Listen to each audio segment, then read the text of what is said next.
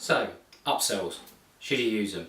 It's common practice, and I'm sure many of us have experienced these sorts of things when we're buying things online.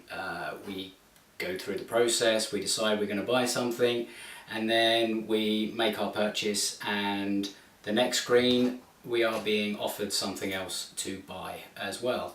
Now, while that makes sense from if you're running the business and if you can encourage somebody to buy some more things, then that's good for you and your business because you're making more money.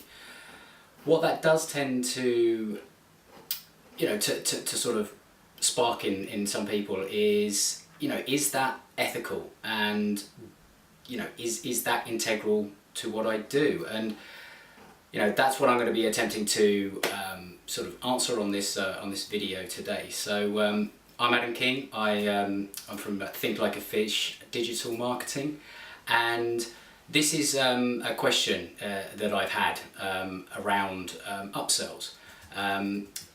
This person understands upsells, would like to use them because it's good to make money, but at the same time she is worried that it doesn't necessarily sort of follow the same levels of integrity that she might want to maintain with her customers. And that's a genuinely valid concern, because there are plenty of examples of bad upselling and false sense of urgency and scarcity and shock and all that kind of stuff. But really what an upsell is there to do is, yes, you can look at it from the point of view that it's there for the business to increase its sale value, which is good for the business. But really, if you consider what an upsell is there to do, if somebody has taken the first step to buy your product, it means that they have trusted you as the person to solve their problem, and they have trusted that you, with your product or your service, whatever it is that you're selling, can fulfill on that problem, on that promise to give them a solution to the problem that they're having. With an upsell, if done correctly, you have the option of further helping that person, because your product is there to solve that one problem. It should do that. I mean, if it doesn't do that, then stop watching this video. But really, if you can then say to someone, thank you very much for buying, we have an option here that will help you achieve the solution to the problem faster, easier, smarter, with more help, that kind of thing, then that's not a bad place to offer an upsell, because what you're really doing is you're offering an enhanced way to solve the problem that your product already does. That's one way to look at it. The another way to look at it is, if you genuinely have something that helps someone and they don't need any other products, for example, there's nothing else that to solve that one problem, you as the expert, or you as the creator of whatever it is that you sell, will know something about what happens after that problem is solved.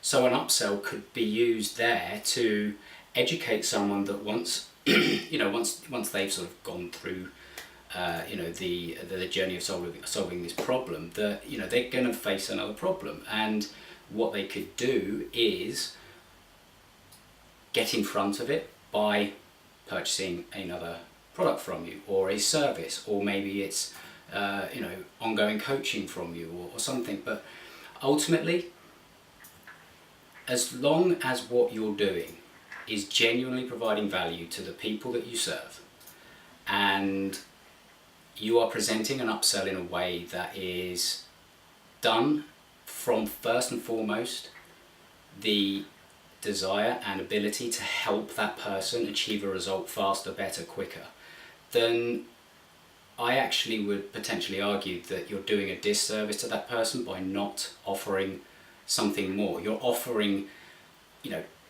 an enhanced way of solving that problem. I'd actually say it's almost unethical not to do it, as long as it's in that way. However, if you're just putting something that's completely irrelevant in front of someone after they've just bought, then that can potentially kill the trust. And I certainly wouldn't ever advocate doing that. Now, I also understand that that might still not feel right. So one of the things that you could possibly do is you don't offer the upsell directly after the checkout. You actually give someone the option beforehand, so you're completely transparent.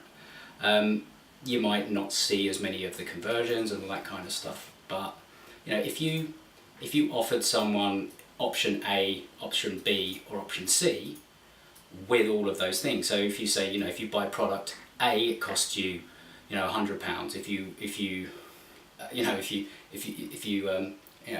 buy product B, it's £200. Buy both together, it's £150. Or you can have option C, where you get A and B plus, I don't know, 4 hours of coaching with you, whatever it is that you do. And each of those are at obviously increasing price points. That means that somebody is then given the option up front, and it's completely transparent. There's none of the after upselling that can be a little bit intrusive and a little bit annoying, to be honest with you. You've bought something, you want to quickly get ahead and get it. So that's one way of doing it. Or the other one is that you nurture the relationship with your new client after they've purchased your product by, first of all, providing the product or the service that they have actually bought, and then you ongoing nurture, and you would then know through working with a client, or by the various stages that they would get to, that they may be ready for the next part or the next service or the next product. So you can offer them, an upsell at that point then. So, those are sort of different ways. I would sort of look at it that upselling isn't unethical as long as it's done in the right way. The obvious example is, when people go in and, if you want fries with that, if you go to McDonald's, now you could argue that's unethical because you're encouraging the worldwide epidemic on obesity. But it's an example. I mean, another example is, Amazon do this all the time. It's people that bought this also bought that. You're never forcing anyone into buying an upsell. Make it very clear about that. You're saying this is something that can enhance what you've just already bought. So things like that. That's how I would view upsells. Ultimately, you don't have to do them. They help a business, especially small businesses, because if you get a certain percentage of people that are taking up an upsell, that actually allows you to keep the lights on for a start, and if you're able to do that, you're able to serve at a higher level, and I think that's quite a good thing, because if you don't do that and you're not making as much money, then I would argue maybe you're doing again a disservice to the people that you serve, because you're not actually able to help them as much and all the rest of it. It's another way of saying you need to be able to charge what you're worth,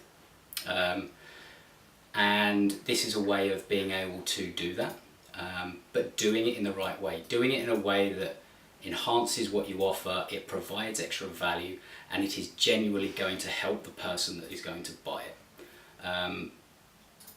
That's how I would look at using upsells. So I hope that's been helpful. I hope that's answered the question as it was intended. So yeah, leave a like or a comment in the section below, and let me know what you think, and see you next time.